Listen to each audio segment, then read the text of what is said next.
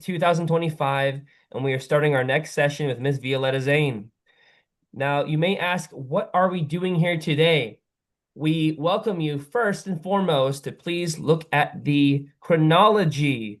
We have a chronology online, and these are like no other. We don't have these online beautiful, in-depth chronologies that go from the beginning to end about person in such detail, bringing up photos, bringing out beautiful imagery, and most importantly, talking about the historical sources they come from.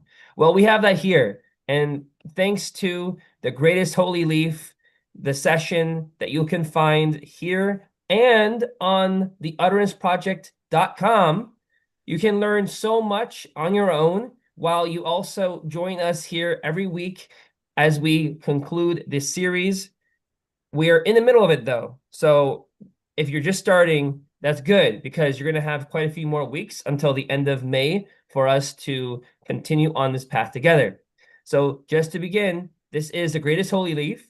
And Violetta, please correct me if I'm wrong, but this is session number 4. Yes, 4. All righty, session number 4. So with that being said, this is a chronology that can be found in 13 parts. Again, this is the life and services of Bahíyyih Khánum, daughter of Baha'u'lláh, sister of Abdu'l-Bahá, great aunt to Shoghi Effendi, guardian of the cause of Baha'u'lláh. And these eminent persons that we just spoke about, their chronologies are also found online. You can find their playlists on Clearwater Baha'is, the YouTube channel. You can find their beautiful chronologies on the utteranceproject.com. With that being said, just a quick intro for Violetta. She's an artist, a graphic designer living in Pointe-Noire in the Congo. And she is a researcher. She's a writer. She's a presenter in the field of Baha'i history. But as we just mentioned, the Utterance Project, most importantly, she is the co-creator with Adib Musumian of the Utterance Project. It's a website and a YouTube channel dedicated to sharing the beauty of the utterances of the Bab, Baha'u'lláh, and Abdu'l-Bahá in the original Arabic and Persian. We welcome you, please, to look at those chronologies that are found on that website, in addition to all these beautiful sources of inspiration.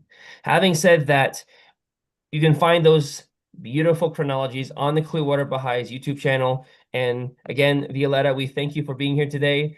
And as we begin this next part, we welcome all of you to, again, continue on that journey with us. If you're just joining, welcome. We're happy to have you. Also, take a look at the playlist that we have where we have the previous sessions. This will, we believe, inspire you to go back and watch all of those and also continue and stay with us as we continue further. All right, Violetta, we're ready to go. Okay, welcome everyone to, let's see, share my screen.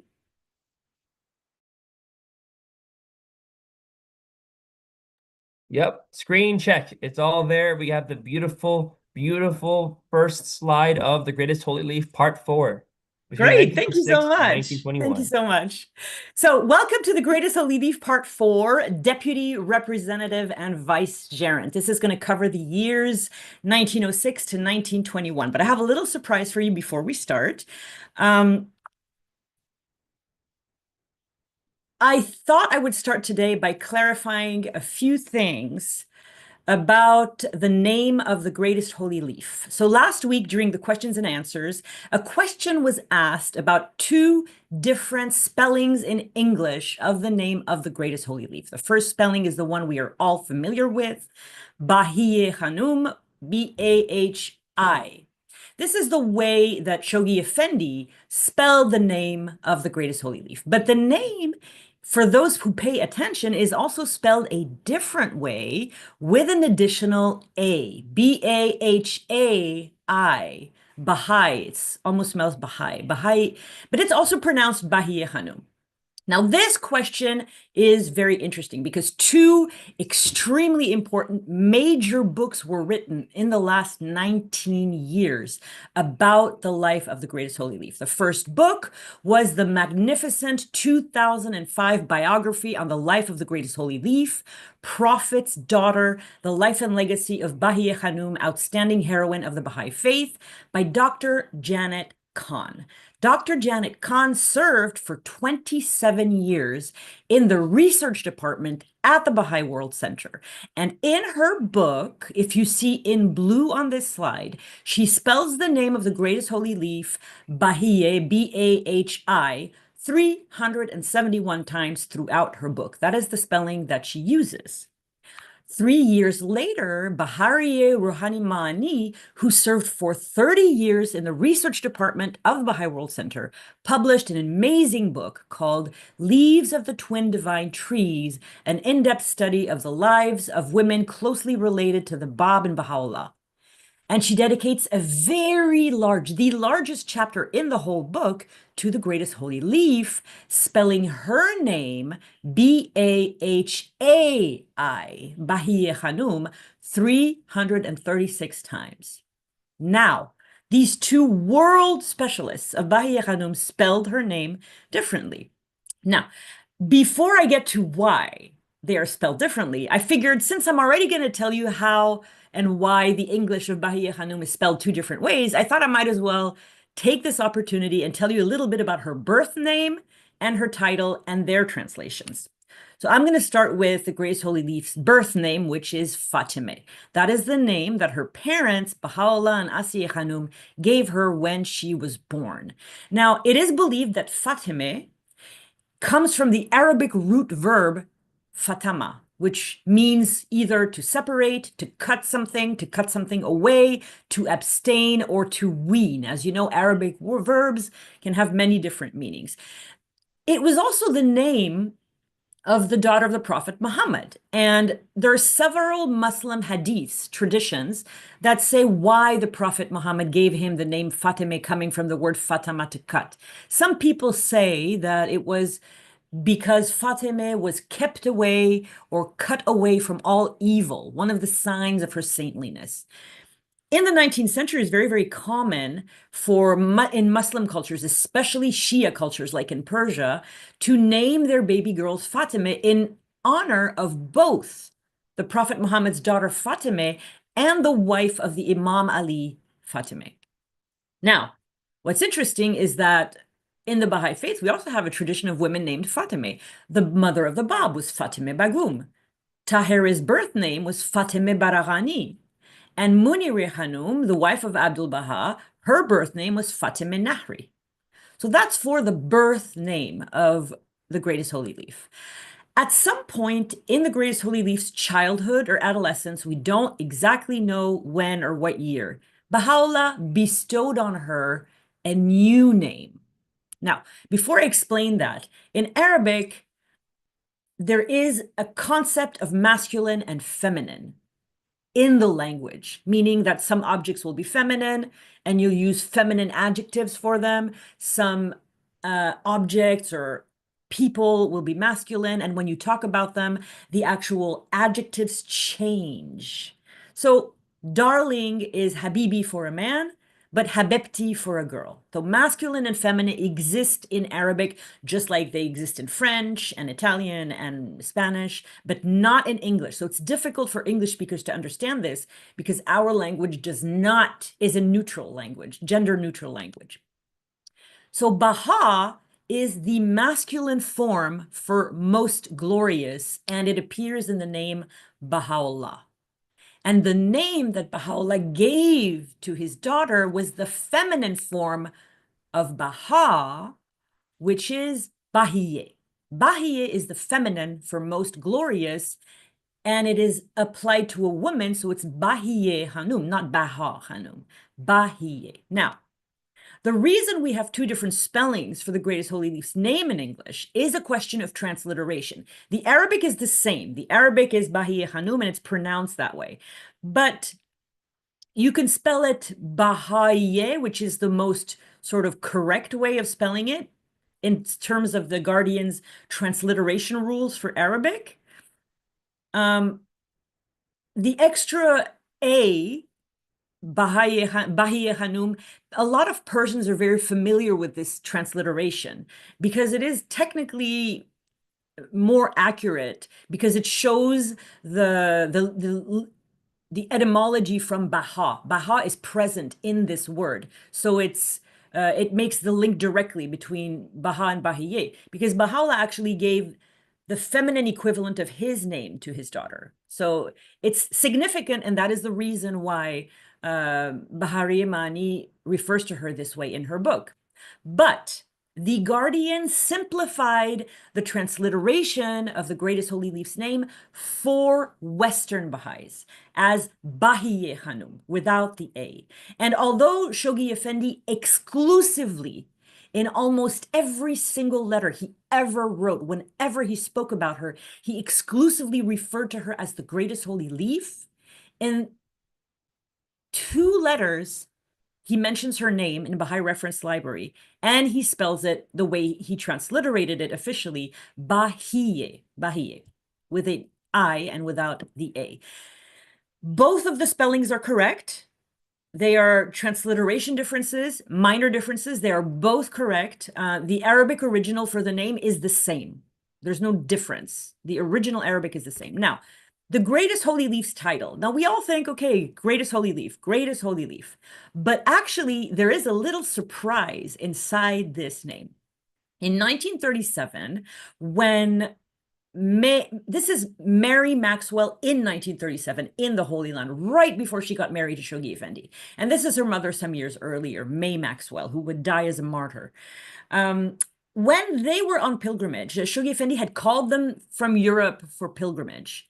And shortly after, he married Mary Maxwell. So he told them something very interesting in 1937. He explained to Mary and her mother May that the Greatest Holy Leaf's Arabic title, Bahíyyih in Arabic, was actually literally translated as the most exalted leaf, and that the word holy wasn't present in the original Arabic. But obviously, the Guardian chose the more beautiful and evocative and eloquent and just stunning translation, the Greatest Holy Leaf, exclusively as the original English. But the literal Arabic means the most exalted leaf. That's it. That was my surprise for today. So let's get started. Part 1, Head of the Household. Order, organization, and unity.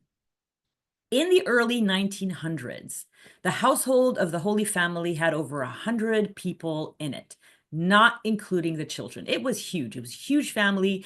It was a huge responsibility. And the Greatest Holy Leaf brought a sense of order, organization, and unity as the head of the household of the Holy Family. Bahíyyih Khánum oversaw the purchase of ingredients, the meal preparation. She assigned each of her 4 nieces the jobs of supervising the cooking for a week at a time. It was an overwhelming amount of work, and it was performed under difficult conditions. There was no running water. The water had to be drawn from a well. There was no gas. There was no electricity. Cooking had to be done with charcoal. But despite all these difficulties, the house of the master was just spotlessly clean. And an interesting vignette is that the Greatest Holy Leaf was also directly involved with food preparation. Ella Goodall was a pilgrim, Western pilgrim, and she once walked into the kitchen and saw the Greatest Holy Leaf seated on a low stool, busy cutting a piece of lamb with huge pans holding soaking rice for Persian pilaf behind her. And they serve food twice a day in this large household. So and this is the house of Abdu'l-Bahá where they were living. It's an aerial view. Under Bahíyyih Khánum's masterful guidance, the household ran smoothly. And anytime there was an emergency, it was addressed with calm and composure. Every woman in the household really understood the Greatest Holy Leaf's spiritual station. And from the days of Baha'u'lláh, the Greatest Holy Leaf had taken on herself the lion's share of the Holy Family's practical household affairs. So to make sure that everything was done on time, the Greatest Holy Leaf was always up extremely early in the morning. She would open the rooms where the provisions were stored and hand out the ingredients needed for the day's meal. I mean, very, very in detail responsibilities for food preparation and managing the household. After this, she would supervise every step of the food preparation and then send out the finished dishes to the house where the Eastern and Western pilgrims were staying. Bahíyyih Khánum was adamant that no one should be hungry, no one should go without food. And the greatest holy leaf went so far as to send food to homes of the member of the Holy Family if they were absent. One of the greatest holy leaf's most important and time-consuming responsibilities was overseeing the arrangements for feeding the pilgrims and visitors from the East and West who came in increasing numbers. And she performed this duty radiantly and happily. The pilgrims absolutely loved Khanum, as they called her, and generally, Bahíyyih Khánum would meet the pilgrims around 4 p.m. for afternoon tea. Lunch in the time of Abdu'l-Bahá. This is the main hall in the house of Abdullah Pasha. There was a little sweet tradition at lunch. Every member of the household had a job, and there was one man whose name was A.M. Kuli, whose function it was to tell Abdu'l-Bahá the time. So every day around 11 in the morning, Abdu'l-Bahá would enter the great hall of the house and ask A.M. Kuli, sorry for my bad Persian, Kuli Sachandi, what time is it? Then the maids would set up for lunch. After laying down a large cloth on the floor of the old tea room, they placed a big, low-legged round table and set enamel plates down with spoons and bread. And then Abdu'l-Bahá would sit down and call to his family, Bia Bishinid, come and sit down. So depending on the food, there was some food they would eat with their hands or some food with their spoons, like soup. And sometimes Abdu'l-Bahá served rice to his family members. So next to Abdu'l-Bahá, the seat was reserved for Bahíyyih Khánum. And she would enter about halfway through lunch and bring a plate of food. Gradually, as Abdu'l-Bahá finished eating, other people would enter, women, guests, or children, and Abdu'l-Bahá's daughters. The second shift was a lot noisier than Abdu'l-Bahá's dignified, calm lunch. The children would cry, everyone would talk, and all the grandchildren and the grandnephews and grandnieces were just watching for something called the mouthful of Khanum, because she would give the children a little bit of food from her plate, and they called it the mouthful of Khanum. A lot of times Shoghi Effendi ate it because, of course, he was her favorite. Once the ladies and the children of the household had eaten, so the second lunch, it was the servants' turn at the same table. And then once they were done, the table was cleared, the big table was rolled away and put back in its place. When Abdu'l-Bahá came back from his journeys to the West, the lunch was more westernized. There were more Western ways of eating, sort of ceramic plates instead of enamel plates and cutlery. Bahíyyih Khánum and Shoghi Effendi. Shoghi Effendi had grown up worshiping Abdu'l-Bahá and the Greatest Holy Leaf. They were the two centers of his life, his two most beloved people. Both Abdu'l-Bahá and Bahíyyih Khánum adored Shoghi Effendi, although they had to be careful not to show their preference too much. But Shoghi Effendi really was their favorite grandchild, their favorite grandnephew. It's clear that Shoghi Effendi his bond with Abdu'l-Bahá and Bahíyyih Khánum transcended every other bond in his life. Shoghi Effendi was a constant reminder to the Greatest Holy Leaf of her beloved father, Baha'u'lláh. When Shoghi Effendi was a child, the Greatest Holy Leaf would take his hands in hers, and she would say, "These are like the hands of my father." Shoghi Effendi always considered the Greatest Holy Leaf to be an incarnation of Abdu'l-Bahá's all-encompassing tenderness and love. This is how Ruhiyya Khanum describes the love between Shoghi Effendi and his great aunt. And this is the only picture we have of them together. However faithful and tender Shoghi Effendi's relationships were throughout his life with those closest to him, his supreme relationship was with the Greatest Holy Leaf. In this chronology, I really want to show sides of the Greatest Holy Leaf that we are not used to. And although I don't have many details, I do want to talk about her travels in the Holy Land to show you that she was not a static person. Although she was still a prisoner of the Ottoman Empire, Bahíyyih Khánum didn't just stay in Akka. She traveled around the Holy Land quite a bit. We have several records of tablets of Abdu'l-Bahá written to Bahíyyih Khánum when she was traveling around the Holy Land. So this is a picture of Haifa in 1907. Bahíyyih Khánum traveled to Haifa with Shoghi Effendi, and Abdu'l-Bahá wrote her a letter explaining that he wanted to join them, but that he was detained in Akka because of the pressures of his work and various problems. Another time, although we don't know the date, Bahíyyih Khánum traveled to Haifa for 3 or 4 days, and Abdu'l-Bahá wrote her a loving letter mentioning the benefits of Haifa and its fresh skies and delicate air and crystal water and charming seascape, and encouraging his beloved sister to linger in Haifa before returning to Akka.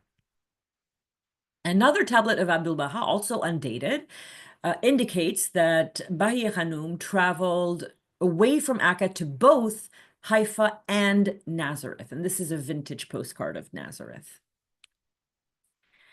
Corinne True had a very important pilgrimage, and she retained memories of Bahíyyih Khánum. She came on pilgrimage with her daughter Arna, who was 16 years old, on a 6-day pilgrimage in 1907. This is a photograph of Corinne True and her family, her husband and children. There are very, very, very few pictures of Corinne True. The Greatest Holy Leaf came to call on Corinne True and Arna in their room, and for Corinne True, spending time with the Greatest Holy Leaf would be life-changing and unforgettable, and she would treasure these moments forever. Corinne True noticed that the Greatest Holy Leaf kept the same schedule as Abdu'l-Bahá. She was busy from dawn to midnight every day. Abdu'l-Bahá managed the affairs of the faith, and the Greatest Holy Leaf managed the affairs of the household of the Holy Family. It was the Greatest Holy Leaf who saw that there was always enough food, enough tea, enough supplies, that the needs of the family were met. She was the one who took care of all the pilgrims and tended to their every need. In the Greatest Holy Leaf, Corinne True felt this quiet strength, but also wisdom, compassion. And whenever Abdu'l-Bahá was away from Akka, everyone automatically turned to the Greatest Holy Leaf. One day during her pilgrimage, Corinne True asked Bahíyyih Khánum to recount some of her experiences during Baha'u'llah's ministry. Bahíyyih Khánum narrated for Corinne their exile from Persia, their successive exiles until Akka. But interestingly, 2 points on which Bahíyyih Khánum spoke at length were the sufferings of her mother, Asiyeh Khánum, and the 10-day ship journey from Gallipoli to Akka in 1868. English lessons in Akka. In 1907, so the same year Corinne True came, Edith Sanderson had gone on pilgrimage to the Holy Land, and she returned with news that Abdu'l-Bahá was looking for an English teacher for his 4 daughters, Ziyayeh Khánum, Tuba Khánum, Ruha Khánum, and Munawwar Khánum. Mary and Jack arrived in Akka sometime the next year in January 1908, and she would stay for 6 months in Akka teaching English to the Holy Family. During her time in Akka, Marian was in the room of the Greatest Holy Leaf, and Shoghi Effendi, who was 11 years old, he had just arrived. He was on holidays from the school, the monastery school that he attended on Mount Carmel, and he was very excited and describing to the Greatest Holy Leaf everything that had happened during his time away from her. Mary and Jack explained that, I guess that term, the monastery school had staged a play. And so because they had organized a play at school, the 11-year-old Shoghi Effendi thought he should stage a play at the house of Abdu'l-Bahá. So he drew up a poster and hung it in the hall of the house. And after the play, he organized a beautifully arranged banquet in the servants' quarters for all the children with little paper napkins and a flower at every seat. Freedom. The Young Turk Revolution in 1908 forced Sultan Abdul Hamid II to establish a constitutional government and release all political prisoners. This is the proclamation of the new Ottoman constitution in 1908. Well, what does that mean, releasing all political prisoners? It means that in August 1908, after 55 years of imprisonment and exile, Abdu'l-Bahá, at the age of 64, And Bahíyyih Khánum, at the age of 62, were completely free for the first time since they were children. They had spent their entire lives as prisoners of the Ottoman Empire, and they were now in their old age. Abdu'l-Bahá lays the remains of the Bab to rest. At long last, after 59 years had passed since the martyrdom of the Bab, and 10 years after Abdu'l-Bahá began building his shrine on Mount Carmel, this is a beautiful picture from the archives of the Baha'is of the United States of the construction of the shrine of the Bab by Abdu'l-Bahá in the early 1900s.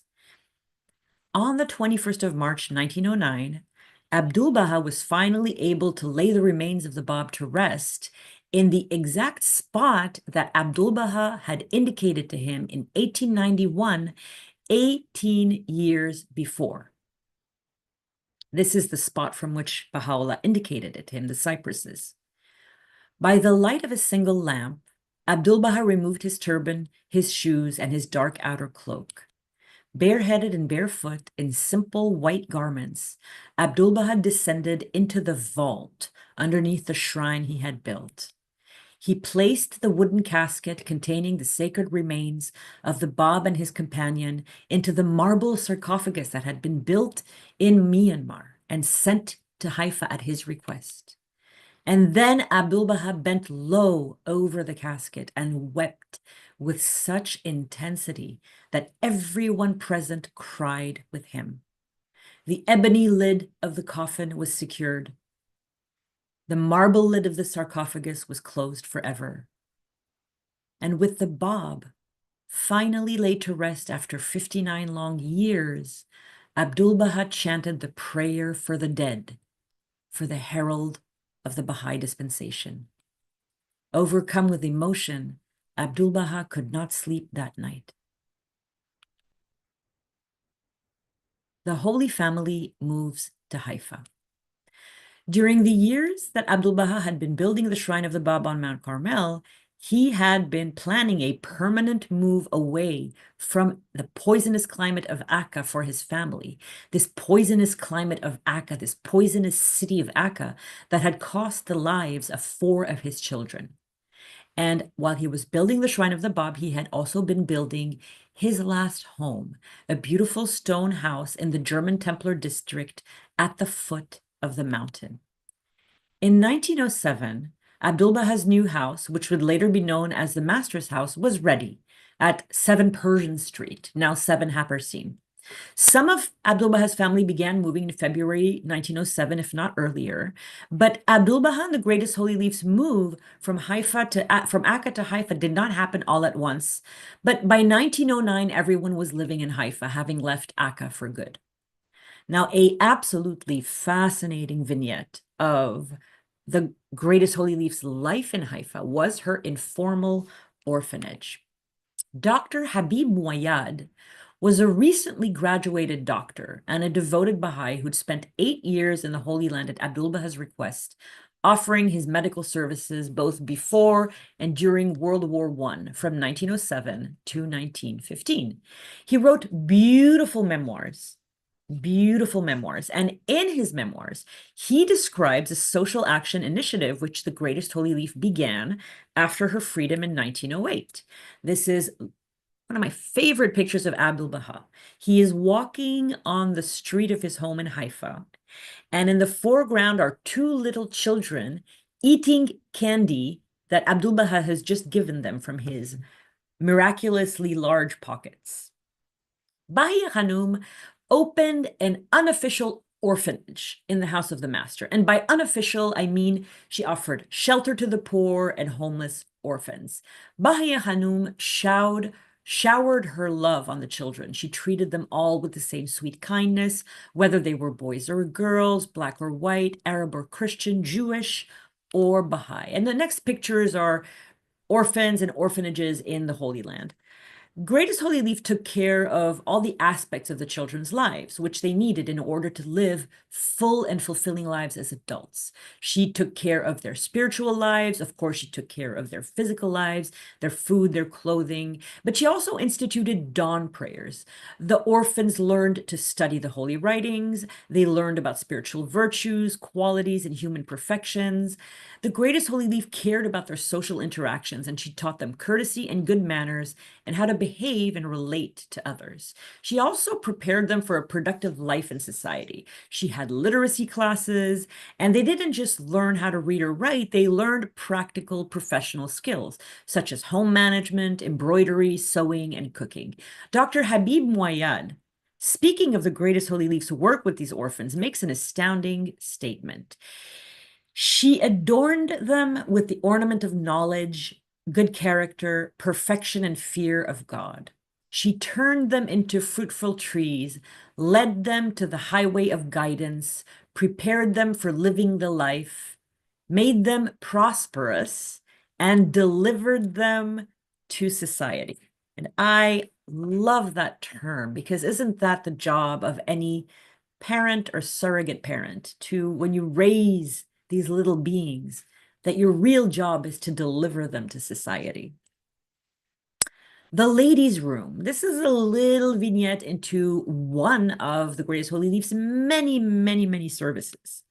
Bahíyyih Khánum was responsible for coordinating the activities of all the Baha'i women, both local residents and visiting pilgrims. And the center of these activities was a room in the house of the master called the ladies' room. And all the photographs that you're going to see here are all from the United States National Baha'i Archives. This is the Greatest Holy Leaf with 3 of her 4 nieces. Bahíyyih Khánum, who was always referred to simply as Hanum or lady, was always in demand in the ladies' room. And this is a picture of all 4 of the daughters of Abdu'l-Bahá, with at the center the Greatest Holy Leaf and Munir Khánum. And then the women around are either Eastern pilgrims or residents.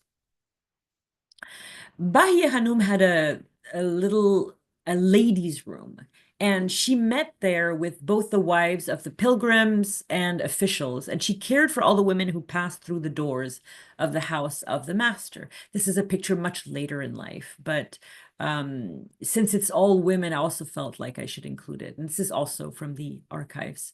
The Greatest Holy Leaf would honor a Persian woman and ask her to chant a tablet. She would share news of the progress of the faith worldwide. She would talk about Abdu'l-Bahā's latest talks and utterances, and the women sipped tea while the samovar bubbled gently.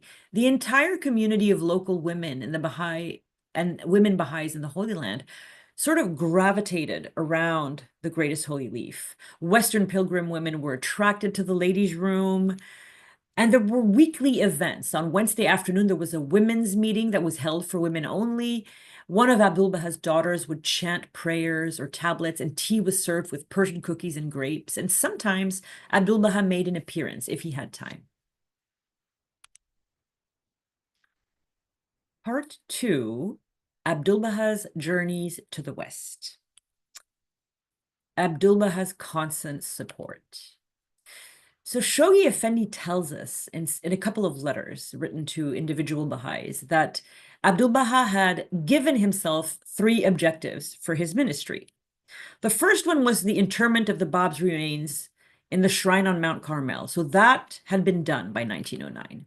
The second objective that he'd given himself was the construction of the Baha'i House of Worship in Ishkabad, Turkmenistan. That was also relatively done by 1909, except for the exterior and ornamentation. So these 2 were done. And the development of the faith in the West was Abdu'l-Bahā's third objective. And now that Abdu'l-Bahá was no longer a prisoner of the Ottoman Empire, he was free to travel. And he had designed a monumental plan that would advance the development of the faith in the West. He was going to travel for a long time in Europe and North America, and of course, North Africa, to promote and teach the faith and build up these communities. Abdu'l-Bahá was only able to complete the crowning achievement of his entire ministry, these journeys to the West, because the Greatest Holy Leaf stayed in Haifa and safeguarded the embryonic Baha'i World Center. Were it not for the greatest holy leaf, we would never have had the journeys to the west of Abdu'l-Bahá. Bahíyyih Khánum's stainless character, her utmost devotion, her immovable steadfastness, her great spiritual strength made her Abdu'l-Bahá's competent deputy, a term used brilliantly by Shoghi Effendi to describe her role during his journeys. And so Abdu'l-Bahá leaves Haifa, and he leaves on this ship. This is the only image I have ever paid for because the ship was sunk and the image belonged to like a shipwreck group. This is the Corsair. It had many different names. This is when it was still a Spanish ship. But this is the ship that Abdu'l-Bahá left Haifa on as a free man after 40 years of imprisonment in Haifa.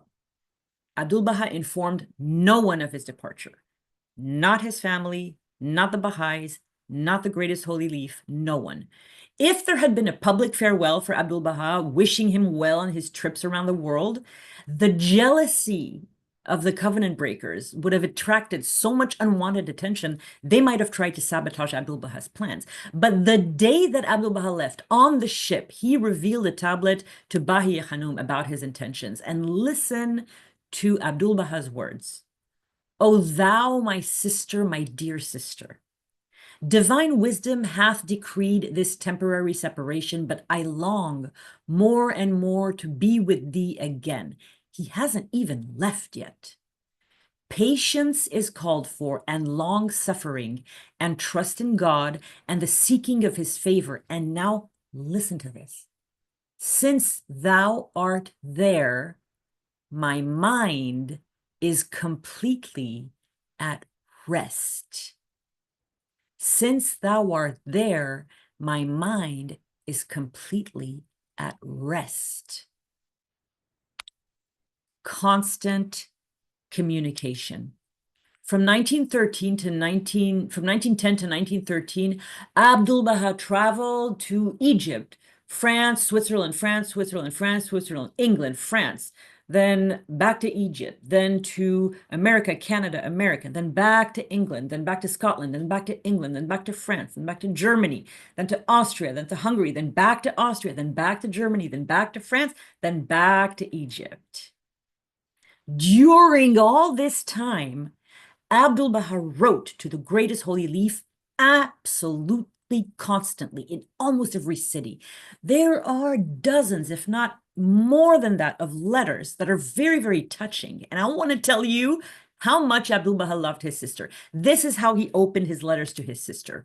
O thou, my sister, my dear sister, on the ship to Egypt in 1910. Her Highness the Greatest Holy Leaf, when he arrived in Paris in 1911.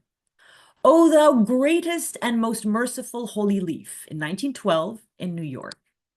O my dear sister, O my cherished sister, O my sister, the kindred of my spirit, dear sister, beloved of my heart and soul, O my beloved sister, the greatest holy leaf, when he arrived in Egypt in 1913. In one of his letters, Abdu'l-Bahá wrote, I do not know in what words I could describe my longing for my honored sister, the center of the covenant. This is the person that he is writing to. Can you imagine the station of the greatest holy leaf for Abdu'l-Bahá to speak to her with those words? An example of the content of their conversation is very sweet. Like Abdu'l-Bahá is traveling, he is exhausted, he is probably always cold and uncomfortable and eating food he's not familiar with, but he still writes to his sister and tells her to take a short break and travel. He also informed Bahíyyih Khánum as soon as he sent any kind of money to any kind of person. And the depth of the bond that existed between Abdu'l-Bahá and his sister is just this love that pours out from this letter. Look at this. O thou, my affectionate sister, in the daytime and in the night season, my thoughts ever turn to thee. Not for one moment do I cease to remember thee. My sorrow and regret concern not myself. They center around thee.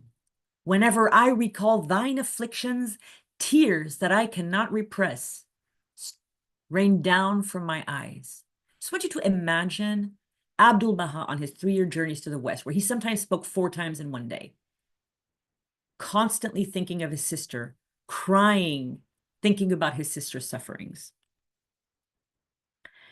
In the words of Shoghi Effendi, at the time of Abdu'l-Bahā's absence in the Western world, she, Bahíyyih Khánum, was his competent deputy, his representative, and vicegerent, with none to equal her. I absolutely love this photograph of the greatest holy leaf, and I think I may or may not have used it 132 times in these presentations. Upon leaving the Holy Land, Abdu'l-Bahá invested his saintly and capable. I love this picture because the way she's sitting, she has this calm, but there's this saintliness and this authority that radiate from this picture. I just love this picture. When Abdu'l-Bahá left the Holy Land, he invested his saintly and capable sister with the responsibility of attending to the many tasks he had traditionally been in charge with while he was living in Akka and Haifa. Bahíyyih Khánum's appointment was not a position of ceremony or courtesy. Absolutely not. It was an appointment that came with authority. And the words that Shoghi Effendi, the guardian of the faith, uses are very, very, very important because they are an exact and accurate description of how Bahíyyih Khánum fulfilled her vital role. And because we do not have detailed information on every single thing she did between 1910 and 1913, the way the guardian speaks about the greatest holy leaf is the most important clue we have as to the importance of her service during these 3 crucial years. She was alone. She was a woman in 1910, alone at the head of a world religion. This may not ever have happened in the history of religion before. I mean, I can't think of a single prophet or center of the covenant, authorized center of the covenant, that placed the affairs of their faith in the hands of a woman for 3 full years. Deputy is the first word that Shoghi Effendi uses, and a deputy is a person who is appointed to undertake the duties of a superior in their absence. See the beauty of Shoghi Effendi's English? Abdu'l-Bahá nominated and appointed Bahíyyih Khánum to stand in for him during his long absence as his deputy. Representative is the second word that Shoghi Effendi uses, and the word representative means a person chosen or appointed to act or speak for another. So in Abdu'l-Bahā's long absence, Bahíyyih Khánum received dignitaries from Ottoman Palestine, officials, men and women. She spoke to pilgrims on behalf of Abdu'l-Bahá. She inspired them. She gave assistance to the poor. She offered medical services to the sick. Vicegerent is the third term that Shoghi Effendi uses. A vicegerent is an administrative deputy. It's a person appointed to perform functions of a king or a magistrate. Dr. Janet Khan, who wrote Prophet's Daughter, the authoritative biography on the greatest holy leaf. Dr. Janet Khan, probably the person who's the most with Bahari Imani about the greatest holy leaf in the world, specifies that the term vicegerent also applies to a person who is deputed by God to exercise authority in government or in religious matters, and to a person who substitutes for another. Bahíyyih Khánum was invested and empowered with authority to manage the affairs of the faith. So like I said before, we lack detailed, granular records of every single thing Bahíyyih Khánum did during Abdu'l-Bahā's absence. But really, simply put, everything Abdu'l-Bahá did, she did. She didn't interpret the holy writings because Abdu'l-Bahá was the interpreter, and she wasn't the center of the covenant because Abdu'l-Bahá was the center of the covenant. But Abdu'l-Bahā's duties, responsibilities, his meetings, the people he talked to, the people he took care of, everything fell on her shoulder, and her sphere of influence was immensely enlarged between 1910 and 1913. This is a picture of pilgrims in residence at the Shrine of the Bab in the early 1900s, the kinds of people that the greatest Holy Leaf would have taken care of during Abdu'l-Bahā's long absence. And her long absence of 3 years is laying the groundwork directly for protecting the faith after the passing of Abdu'l-Bahá and helping the guardian for the first 11 years of his ministry. And that, my friends, is the subject of next week's talk. And it's going to be absolutely, you are going to discover the authority and the range and the brilliance of the greatest Holy Leaf. So just because it was such an important thing, I have to talk about Abdu'l-Bahā's journeys to the West a little bit, even though this is the chronology of the greatest Holy Leaf, but it relates to the greatest Holy Leaf. And, you know, I am not going to describe every single one of these pictures. I took time to put captions, so read the captions. Abdu'l-Bahā's historic journeys to the West were the most thrilling period of Bahíyyih Khánum's life.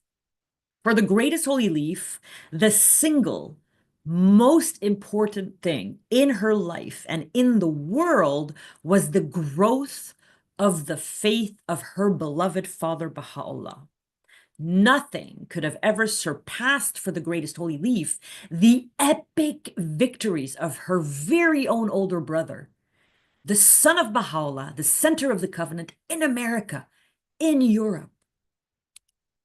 In these distant lands, Abdu'l-Bahá proclaimed, propagated, spread, taught the teachings of Baha'u'lláh in person, and through the vast media coverage that he received. He spoke in front of mosques, inside Jewish temples, many different kinds of denominations of churches.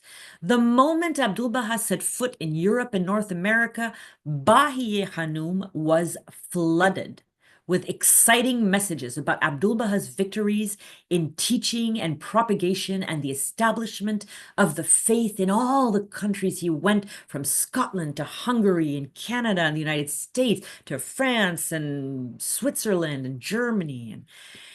And so many descriptions of the irresistible advance of the faith of Baha'u'lláh.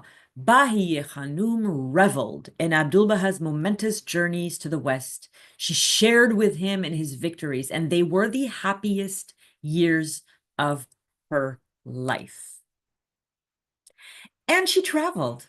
Bahíyyih Khánum traveled to Egypt between 1911 and 1912, when Abdu'l-Bahá was in Europe and North America. We know that she traveled from a tablet that Abdu'l-Bahá wrote to her. We don't know the exact date. We know that it was in 1911 or 1912. And she was accompanied by one of her nieces, and Abdu'l-Bahá wrote to her a little letter and said, "It is incumbent upon thee throughout the journey," to his daughter, "to be a close, a constant and cheerful companion to my honorable and distinguished sister. Unceasingly, with the utmost vigor and devotion, exert thyself by day and night to gladden and blessen her heart. For all her days, she was denied a moment of tranquility. She was astir and restless every hour of her life.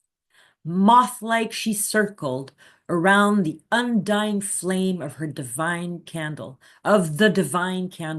her spirit ablaze and her heart consumed by the fire of his love." When Abdu'l-Bahá arrived in Egypt at the end of his journeys in 1913, he asked his family to join him and wrote his sister, "Oh, my beloved sister, the greatest Holy Leaf!" Exclamation point. "My eagerness knows no bounds. I have not seen thee for such a long time. My coming to Haifa is somewhat delayed. If possible, come soon to Port Said. Perhaps we could return together to the Holy Land." This last part is not going to happen. I'll tell you why. So Bahíyyih Khánum, Shoghi Effendi, 16 years old, his mother, Ziyaye Khánum, and Ruha Khánum, Abdu'l-Bahā's third daughter, arrived in Ramle on the 1st of August, 1913, and Abdu'l-Bahá had rented a villa for the family. Shoghi Effendi provides a very fascinating description of the emotions that surged in the heart of his great aunt when she met with Abdu'l-Bahá in Egypt. The enthusiasm and joy which swelled in her breast as she greeted Abdu'l-Bahá on his triumphant return from the West, I will not venture to describe. She was astounded at the vitality of which he had, despite his unimaginable sufferings, proved himself capable. I just want to say, this is years and years, this is decades later. I think this is actually from God Passes By. So this is in 1944, Shoghi Effendi, who's in his 40, early 50s, I think, is remembering something that happened in 1913. So, and it's the vividness of the memory is just so. She was lost in admiration at the magnitude of the forces which his utterances had released. She was filled with thankfulness to Baha'u'lláh for having enabled her to witness the evidences of such brilliant victory for his cause, no less than for his son. A lot of the most precious details we have about the profound spiritual forces and the station and the services of the Greatest Holy Leaf come from Shoghi Effendi's historical analysis of her life. And that is so precious. The Greatest Holy Leaf, Shoghi Effendi, and Bahíyyih Khánum stayed in Ramleh for a few weeks, and then they returned to Haifa to prepare for Abdu'l-Bahá's return. So they did not go home together as Abdu'l-Bahá had said they might. The Greatest Holy Leaf's clever ruse. So one of the most eminent Baha'is in the world in 1913 was Mirza Ali Muhammad-i Khorasani, most commonly known as Ibn Azdak, one of the 4 hands of the cause appointed by Baha'u'lláh during his own lifetime. Living hand of the cause. Shoghi Effendi, in addition to being a hand of the cause, would later elevate him to the rank of apostle of Baha'u'lláh. While he was in Tehran, Ibn Azdak received a telegram from Abdu'l-Bahá, who was at the time traveling in the Western world, sent a telegram to Tehran and asked Ibn Azdak, the hand of the cause, to come to the pilgrimage on Holy Land, even though he himself, Abdu'l-Bahá, wasn't there. He said, come to the Holy Land on pilgrimage. And Ibn Azdak arrived with his whole family, wife and daughters, on the 12th of November, 1913. They stayed in the house of the master for about 10 days.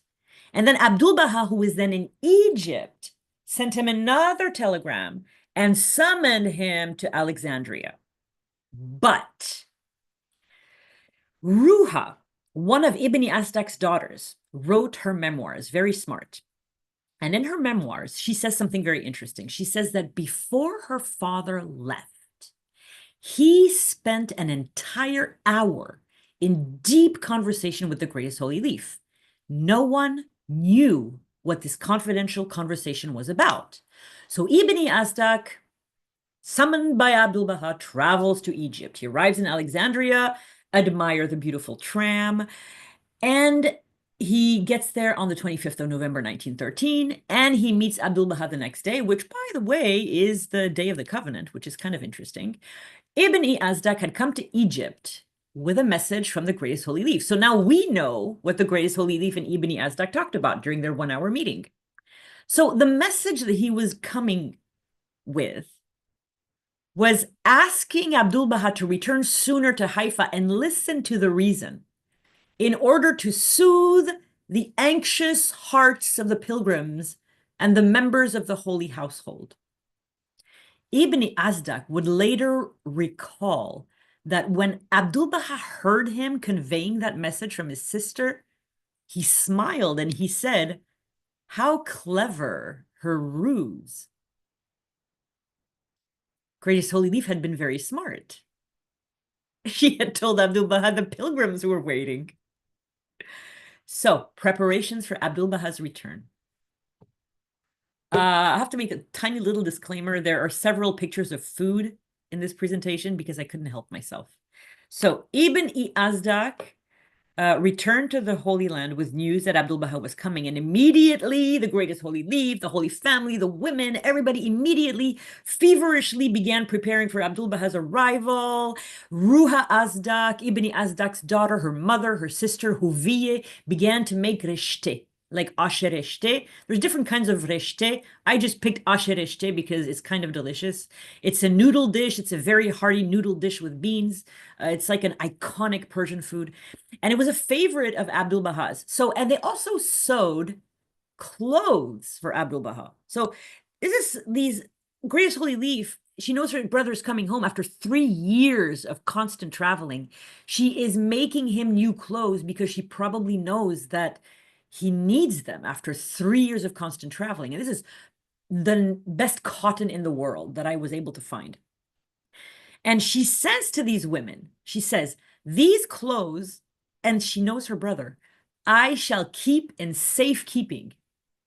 Like, I'm going to put them in a safe. For as soon as Abdu'l-Bahá hears of his new set of clothes, he will give them away, and I shall not be able to find another set of hands who can do the job as well as you. The usual clothes are too rough on him. We learn something about Abdu'l-Bahá here. We learn that his skin was very delicate, that rough clothes were very hard on him.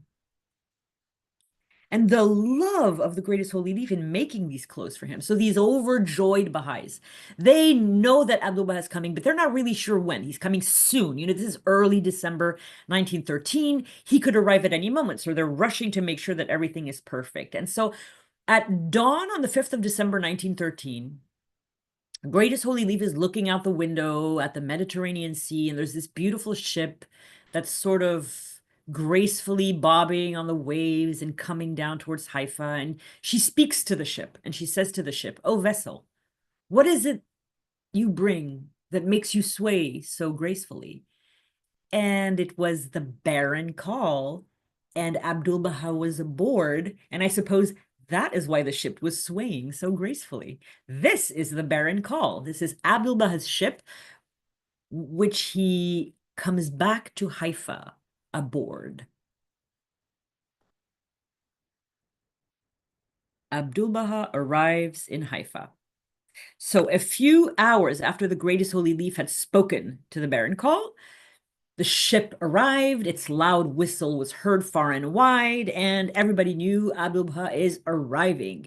So the floor of the large, spacious downstairs hall was covered with gorgeous rugs, a table filled with fruit and delicacies. There were a few chairs, but everyone was really sitting on the floor. And then Abdu'l-Bahá arrives in his carriage. The Greatest Holy Leaf and his daughters rush towards him, embrace him. He is absolutely exhausted. The Holy Family makes sure he goes to his room and rests. And then when he comes back downstairs, he tells to everybody, welcome, welcome. And although there was a chair for him, he sits on the floor and gives a short speech about his long journeys to the West and the spiritual bounties of Mount Carmel. He is back in the Holy Land. After 3 years, look at all of these places Abdu'l-Bahá went. In God Passes By, Shoghi Effendi emphasizes the importance of Abdu'l-Bahā's journeys. He says Abdu'l-Bahā's historic journeys to the West, and in particular his 8-month tour of the United States of America, may be said to have marked the culmination of his ministry, a ministry whose untold blessings and stupendous achievements only future generations can adequately estimate. And almost a few months after Abdu'l-Bahā's arrival, just a handful of months, World War I breaks onto the world. Just a year. World War I explodes onto the world everywhere at once, tearing through every continent. Every single picture in this section is from World War I. The war took place on land, at sea, and for the first time in history, in the air. It was the most devastating conflict in the history of the world up until that point. The main theater of World War I was, of course, in Europe. But the Middle East was embroiled in five huge military campaigns between 1914 and 1918. The Middle East was in World War I.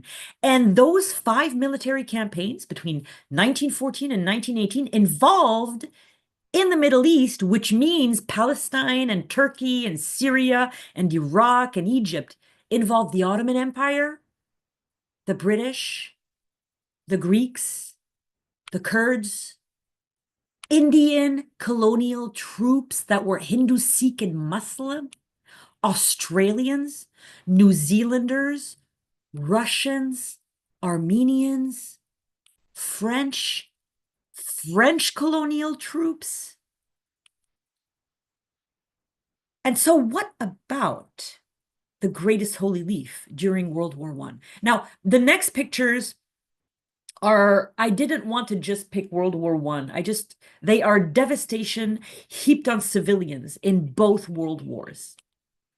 Shoghi Effendi, in his letter, and this entire section is paraphrasing the words of Shoghi Effendi, but I have rearranged everything in the letter to organize it thematically.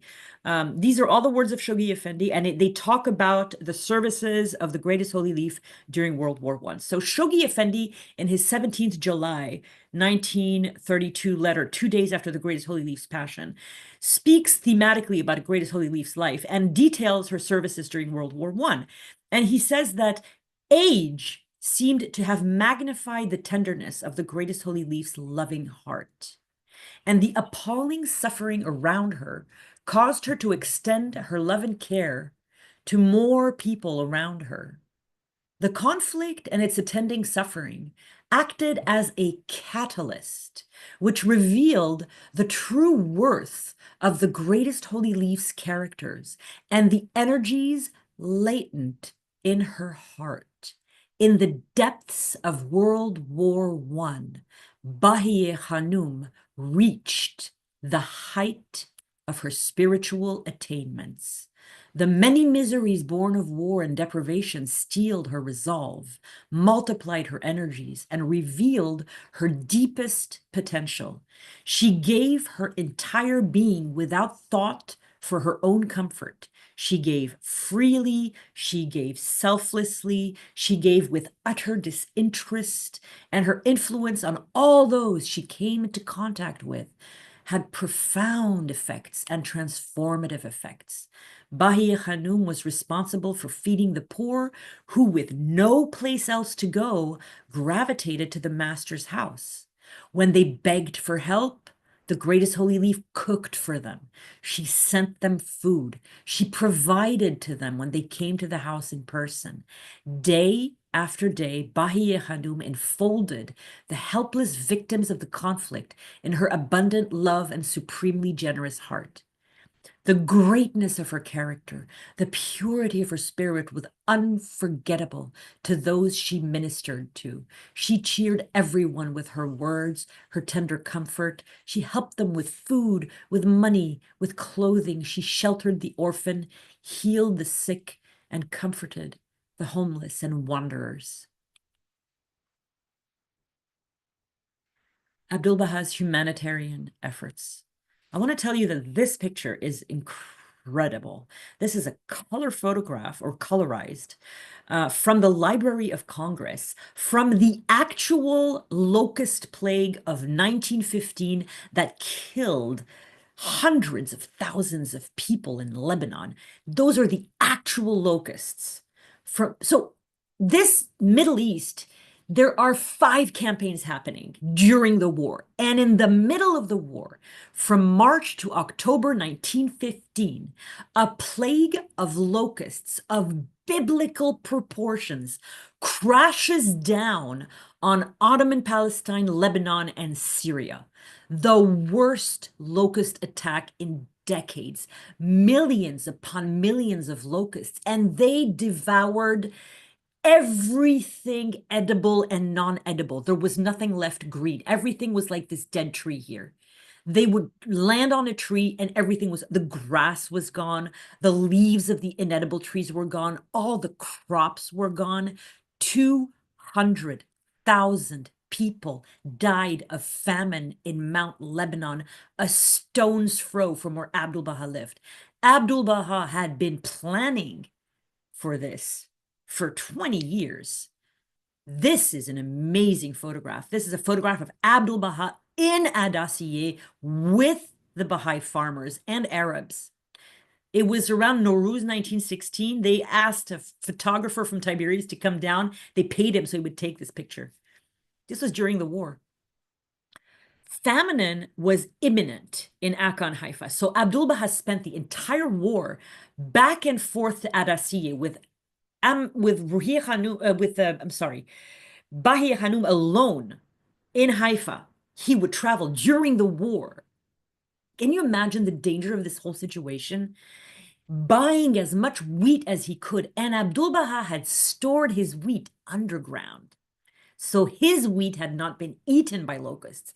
And hundreds of camels brought the wheat back to Akkon, Haifa. Abdu'l-Bahá single-handedly averted famine. Single-handedly. Now, I just have to say something very, very, very, very, very quickly. I am not going to talk about Abdu'l-Bahā's knighthood because this is the chronology of the life of Bahíyyih Khánum, and it was already too long. But Abdu'l-Bahá was not knighted for his humanitarian service during the war, because his humanitarian service during the war was to Ottoman citizens, Ottoman Palestinian citizens, and the people who knighted him were British. Abdu'l-Bahá was knighted for his service to the British during the war, because the British, when they liberated Haifa, they lost their supply train and all the starvers arrived with nothing to eat, and Abdu'l-Bahá had wheat for the entire British army. So it's a misconception that because of his heroic services during the war, this is why Abdu'l-Bahá was knighted. But his services were heroic, and he single-handedly did avert famine. And although these are not Abdu'l-Bahā's camels, these are some camels that are bringing wheat to Ottoman Palestine. So the greatest holy leaf took an active role in supporting Abdu'l-Bahā's humanitarian activities during the war. And on one occasion, Abdu'l-Bahá sent 200 camels. Can you imagine the tons of wheat that represents? Bahíyyih Khánum spent part of the war in Abu Sinan. Now, I could not find any pictures of Abu Sinan. There probably are some, but I couldn't find any. So none of these pictures are of Abu Sinan. That's my disclaimer. There was a moment in the war where Abdu'l-Bahá was under a real threat of Allied bombardment, enough that Abdu'l-Bahá made this incredible decision to accept the hospitality of a kind Druze sheikh in Abu Sinan and sent every single Baha'i and their children to Abu Sinan. The Baha'is just went to the village. The kids were crying. It was under so much stress. The bombardment was imminent. Everybody thought that Haifa was going to be razed. So they lived in Abu Sinan from September 1914 to the 5th of May 1915. Abdu'l-Bahá always thinking like a chess master, several steps ahead. He had already requested that a school and a dispensary be established in the village almost before the Baha'is arrived. These are pictures of these wonderful men in their older years. These men, look at their faces. You don't even know what these people lived through. They were so young. Mirza Badi Bushrui was running the children's school. He was very young. And Dr. Habib Muayyad was also a very young doctor, and he was in charge of the dispensary. And they were working under the supervision of the Greatest Holy Leaf. So these two young men, these men that you see here, they spent 8 months with the Greatest Holy Leaf supervising them and feeding them. So I'm talking about that a little bit. The Greatest Holy Leaf, and this is not her in Abu Sinan, this is her in Haifa. She shared a home with the ladies of the Holy Family, and there were 2 American Baha'is with them, Edith Sanderson and Lua Getzinger. During their time in Abu Sinan, the Greatest Holy Leaf, who was 68 years old, personally prepared everyone's meals. She made sure everyone was fed. She sent food to them if they could not come to her. And even though they lacked basic ingredients, there were shortages of everything. The Baha'is in Abu Sinan never suffered, showing the absolute wisdom of Abdu'l-Bahá in sending them there. Now, if I hear any comments about the fact that this is not the right bread, I'm going to be very upset. There was an ample supply of bread, cheese, olives, and figs and they had largely enough to eat. But, dun, dun, dun, when they managed to get some meat, the greatest holy leaf would prepare kebab. And the Baha'is ate them, in Dr. Habib Muayyad's words, with indescribable joy, which I think describes every Persian eating kebab ever. Indescribable joy. Bahíyyih Khánum was the person in charge of everyone's safety. She ensured the peace and the well-being of hundreds of Baha'is in her care. And on top of that, she was the custodian of the holy relics. So she brought the holiest of holy relics of the Baha'i dispensation, the priceless portraits of Baha'u'lláh and the Bab, to Abu Sinan in her room to protect them. And you know who was left in Haifa? Two people, Abdu'l-Bahá and Haji Mirza Haydar Ali, the Angel of Carmel, who was too old and too ill to travel. After 8 months in the Druze village, the greatest holy leaf, all returned to Haifa, 5th of May, 1915. In the afternoon, Abdu'l-Bahá had been entertaining a number of officers in her home after an extremely busy day with the Baha'i farmers from Adasiyeh, and he had also visited people in their homes, and the greatest holy leaf arrived with 3 maids. Everyone was so happy to see them come back. And over the 8 months that they had been in Abu Sinan, they had gradually and incrementally and progressively and little by little brought more and more and more things over from Haifa. But when they came back, they brought everything back all at once. They had 20 camels that had everything from the household utensils and the furnitures and the bed and the food and the provisions and probably also the priceless relics. 20 camels arrived at the house of the master, and they kneeled at the gate of the garden patiently while they were being unloaded. And then, once everything had been unloaded, the camel drivers came in and said, "Hey, we're hungry. Give us some dinner." And I'm sure the person who took care of that was the greatest holy leaf. Uh, yeah, I don't want to talk about this.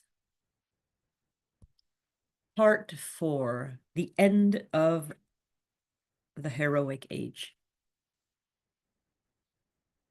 The ascension of Abdu'l-Bahá. On Saturday, November 26th, Abdu'l-Bahá caught a fever, which disappeared the next day, Sunday, the 27th of November. 5 hours before his passing, Abdu'l-Bahá was thinking of everyone but himself. He asked about the health of every member of the Holy Family. He asked about the health of the pilgrims. He asked about the health of the Baha'i friends in Haifa. And when at last Abdu'l-Bahá was informed that everyone was in good health, Abdu'l-Bahá said, "Very good, very good." This is the room where Abdu'l-Bahá passed away. This is the bed in which he passed away. And the poles on the bed are where his mosquito net was hung. 2 of Abdu'l-Bahá's daughters, Ruha and Munavar, stayed with him. His 3rd and 4th daughters, his 2 youngest daughters, stayed with him as Abdu'l-Bahá fell asleep very calmly, without the fever that he'd had a few days ago. Then at 1:15 in the morning, it was very early in the day of Monday, the 28th of November, 1921, Abdu'l-Bahá rose from his bed, walked across his room to drink a little bit of water, but he was too warm, and he removed an outer layer of clothing and then returned to bed. And then he asked Ruha Khánum to lift the mosquito net, and he told her, "I have difficulty breathing, give me more air." Abdu'l-Bahá drank a little, and then his daughters offered him food, and Abdu'l-Bahá responded in a very clear voice, giving them a very beautiful look. And he said to them, "You wish me to take some food, and I am going?" Less than a minute later, Abdu'l-Bahá had passed away peacefully. His face was so beautiful. It was so calm, so serene, that for a moment, his daughters thought that he had just fallen asleep. The greatest holy leaf's cable. Having served as Abdu'l-Bahá's deputy representative and vicegerent, the greatest holy leaf was the only member of the Holy Family with undisputed authority after the passing of Abdu'l-Bahá. She was the daughter of Baha'u'lláh. Putting aside her own devastation, her own heartbreak, her own grief, Bahíyyih Khánum had to make all the decisions in the aftermath of Abdu'l-Bahá's passing, which included decisions about funeral arrangements, informing the Baha'i community, and keeping the faith safe from covenant breakers, and she was completely alone. The first thing Bahíyyih Khánum had to do was draft a cable to announce Abdu'l-Bahá's passing to the entire Baha'i world. This devastating 7-word cable that every Baha'i community in the West and every Baha'i received from Bahíyyih Khánum on the 29th of December, 1921, simply read, His Holiness Abdu'l-Bahá ascended to Abha Kingdom. This was the cable Shoghi Effendi saw in Major Tudorpole's office, which caused him to faint. The grandson of Abdu'l-Bahá, the guardian of the cause of Baha'u'lláh, had just learned of the master's passing after most Baha'is, and in the exact same plain, unceremonious matter. Abdu'l-Bahá's own grandson found out his grandfather died by reading a cable. Bahíyyih Khánum comforts the Baha'i community. In the early morning of Monday, the 28th of November, the local Baha'is were woken up with the absolutely devastating news that Abdu'l-Bahá had died. Soon after, they gathered in the central hall of the master, weeping, of course, and the Greatest Holy Leaf comforted everyone, giving them love and tenderness and exhibiting this spiritual resilience that was so similar to Abdu'l-Bahá's. She was a tower of strength.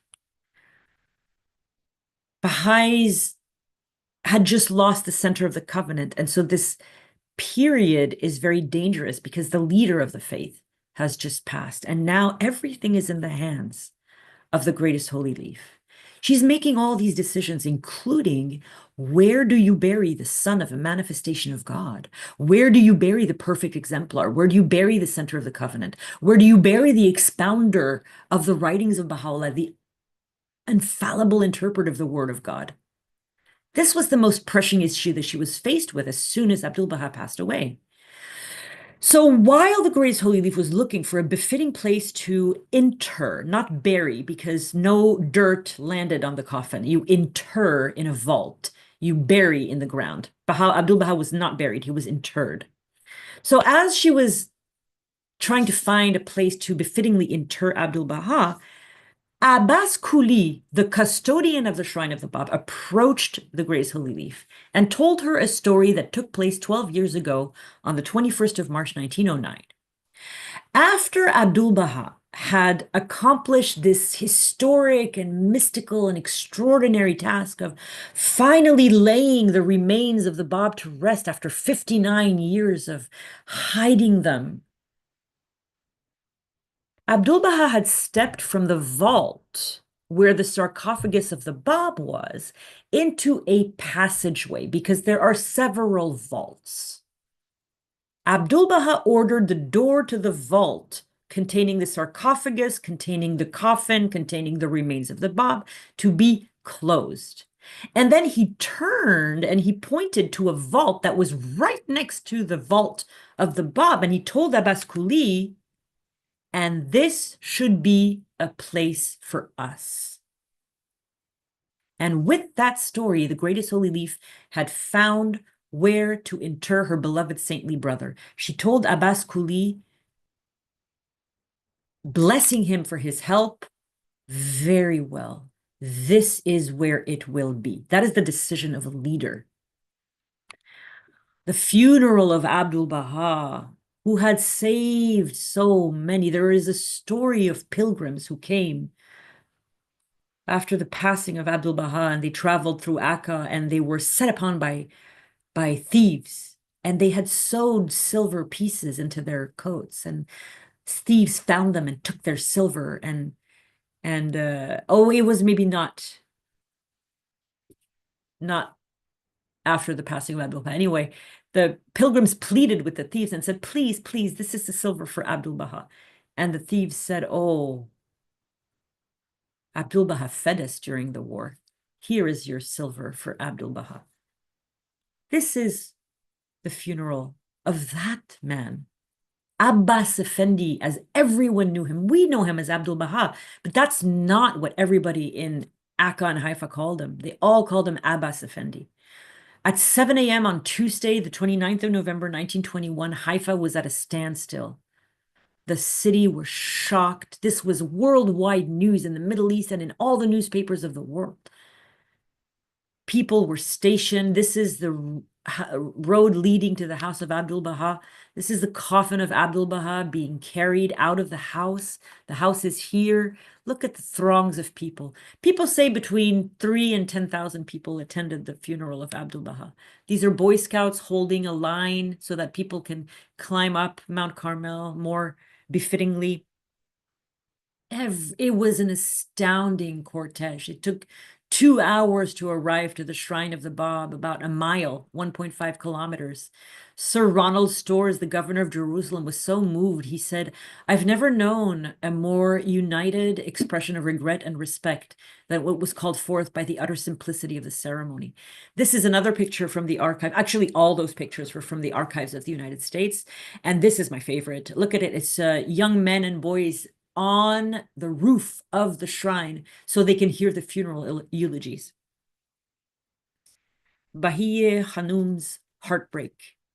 With the passing of Abdu'l-Bahá, the greatest holy leaf became the last direct link of the Baha'i community to Baha'u'lláh and the heroic age of the faith. Abdu'l-Bahá's ascension had shattered her heart. They were only 2 years apart. I mean, they were very close in age.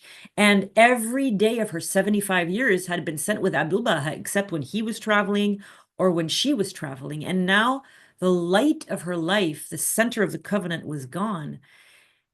By this point, she was 75. She had entered old age, and she had suffered 7 decades. I mean, she was 75 and she had suffered for 70 years because she was 5 when she went from being the daughter of a son of a minister to being in exile. And she had been imprisoned. She had been sick. She had lived in poverty. She had not eaten enough. She had traveled in horrendous conditions, almost dying in certain trips. She'd gone through 4 exiles, lost her father, lost her mother, and she'd lost her 4 brothers. She was the only one left of all the children of Baha'u'lláh. The ascension of Abdu'l-Bahá was such a tremendous blow to the greatest holy leaf that Shoghi Effendi said she never, ever recovered.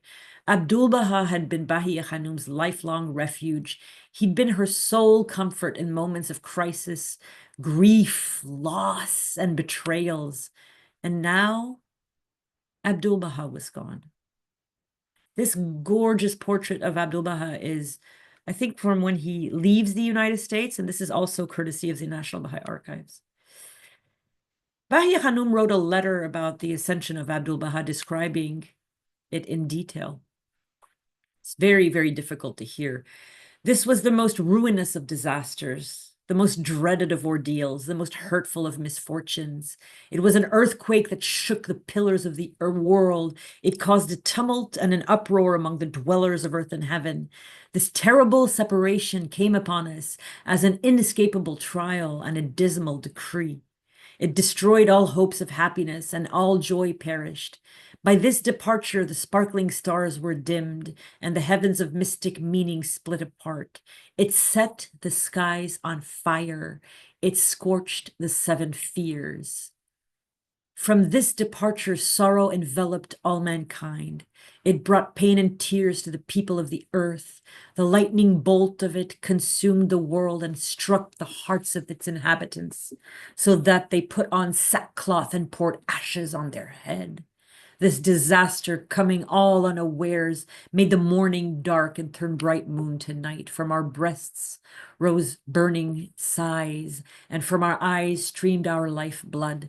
Even the conquerors on high moaned and lamented, and their clamor rose to the highest heaven, and the weeping denizens of the pavilions of glory, striking at their faces, raised their plaintive tears, mourning, shedding tears, their garments rent, their heads uncovered, their feet bare. The maids of heaven hasted out of their lofty, immaculate chambers and groaned and cried out. Tradition in the Middle East at the time was a week of mourning was a really important part of society in all Muslim countries and in Haifa as well. So people, the more honored the deceased, the more dramatic the mourning was. People would weep and wail loud, and people and strangers would come and visit the women of the family. The women of the family had to be hugged and kissed and embraced, and they had to comfort people who sometimes didn't even spend that much time with Abdu'l-Bahá. These people of Syrian and Turkish, Arab, of every religion, broken-hearted friends of Abdu'l-Bahá, maybe even strangers sometimes. And I want to just show you in a single picture who were the women of the Holy Family who were responsible for welcoming everyone during this period of mourning. Of course, Bahíyyih Khánum, the sister of Abdu'l-Bahá, of course. Next to her, Munireh Khánum, Abdu'l-Bahá's widow, and the four daughters of Abdu'l-Bahá. So the oldest daughter is sitting next to Munireh Khánum. That's Ziyayeh Khánum. She's the eldest daughter, and she's the mother of Shoghi Effendi. Now, Tuba Khánum is sitting second to the left. She is the second eldest daughter of Abdu'l-Bahá. Ruha Khánum, who was with her father when he passed away, Ruha and Munawar were with Abdu'l-Bahá when he passed away. Ruha is the third daughter of Abdu'l-Bahá, and Munawar is the youngest. So at times during this week of mourning, Bahíyyih Khánum and the women could take some time to walk up to the shrine of Abdu'l-Bahá and pray. This is a younger picture of John Bosch. And I don't know exactly how old he was when the story took place, but I don't think he was extremely old. So I just chose this picture instead. John Bosch was in Haifa at the time that Abdu'l-Bahá passed away. John and Louise Bosch, and they had a lot of testimonies, very, very precious testimonies. Read Earl Redman's book, Visiting Abdu'l-Bahá Part 2. I mean, it's an incredible book with their testimonies in there. So John Bosch, and I think this is where I took this story actually, where I got this story. John Bosch was walking up Mount Carmel, and he saw ahead of him this veiled woman who seemed to be walking slowly and painfully. So he went over to this woman instinctively, and he took her left arm and he helped her up the steep part of the mountain. And the woman pushed her veil back, and she looked deeply into his eyes, and he saw that it was Bahíyyih Khánum. The woman he had helped and grabbed by her arm was Bahíyyih Khánum. He had a startling experience looking back at a greatest holy leaf. He said, I looked back into the most beautiful blue eyes, like an angel's. It is very hard to express or define the looks of an angel. I really thought she was a young woman. I think this story is extremely important. As we advanced in Bahíyyih Khánum's age, she's 75 now, she's only getting older. It is important for all of us to remember John Bosch saying, I looked back into the most beautiful blue eyes like an angel's. It is very hard to express or define the looks of an angel. I really thought she was a young woman because there is this idea of ageism and discounting people who get into their 70s, 80s, and 90s. But what John Bosch is talking about is the real spiritual reality of what Baha'u'lláh teaches us. She remains this young, greatest holy leaf, this fearless leader until the end, and we have to remember that. We have to see her that way at every moment of her life. Caring for the poor. So the poor used to come, I think, around here I think, I'm not sure. But anyway, so this is Abdu'l-Bahá, one of the last pictures of Abdu'l-Bahá entering his through the gate, his home in Haifa. So the 7 days following the passing of Abdu'l-Bahá was this period of mourning, which I just explained. And on the seventh day, at the end of the week of mourning, 50 to 100 poor of Haifa came to their home to pay their respects. And the photographs you're about to see are absolutely extraordinary, of course, provided by the United States National Baha'i Archives. These are some of the poor in Haifa grieving at having lost Abdu'l-Bahá, and on the seventh day after Abdu'l-Bahā's passing, exactly on the 5th of December, 1921. Well, how do you know this? Because it was written on the back of the photograph by the person who took the photographs, Lutfullah Hakim, future member of the House of Justice. Louise Bosch saw these people, the wife of John Bosch, who had just looked into the blue eyes of Bahíyyih Khánum. Louise Bosch said that they were weeping bitterly. And this is the after picture. This is the same people returning to their homes carrying insanely heavy bags of wheat and corn that were given to 1,000 of the poor of Haifa on the end of the week of mourning by the greatest holy leaf in the Holy Family, distributed in the memory of Abdu'l-Bahá.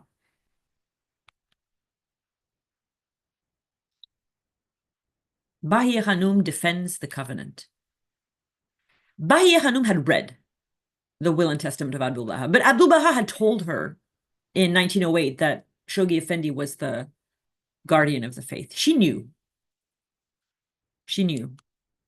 But Shoghi Effendi had passport troubles and he couldn't come right away.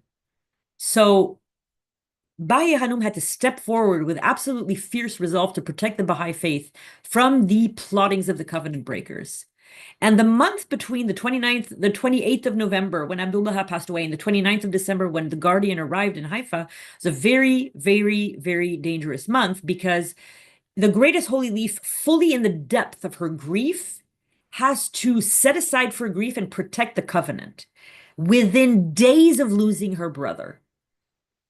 Very, very shortly after Abdu'l-Bahā's funeral, Mirza Muhammad Ali, Abdu'l-Bahā's half-brother and the archbreaker of the covenant of Baha'u'lláh, renewed his absolutely ridiculous claim to the leadership of the faith. Then Mirza Muhammad Ali tried to seize the house of the master. The same thing happened when Baha'u'lláh passed away. The covenant breakers seized the mansion of Bahçi. It took 40 years to get it back into the hands of the faith. The greatest holy leaf was on high alert. She knew exactly how the devious mind of Mirza Muhammad Ali worked.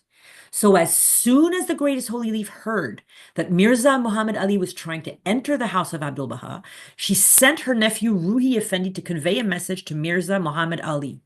Our beloved does not allow and does not like you to come in.